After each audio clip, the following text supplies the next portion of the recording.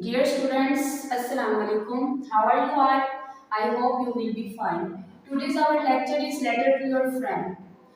Thank you for birthday gift. First of all, we have to write examination hall, then CTABC, then date. We can change our date, but these cannot change.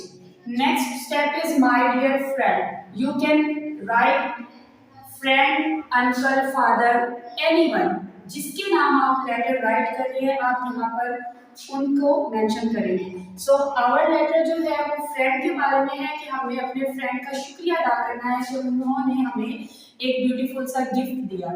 So we have to write my dear friend, अस्सलाम वालेकुम, I received your gift yesterday. It is very beautiful watch. I needed it badly. I am thankful to you for this gift. Salam to all at home.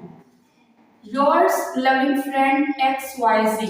I hope you understand this letter. So write it, learn it on your workbook, page 71, and take very good care of yourself. Allah Hafiz.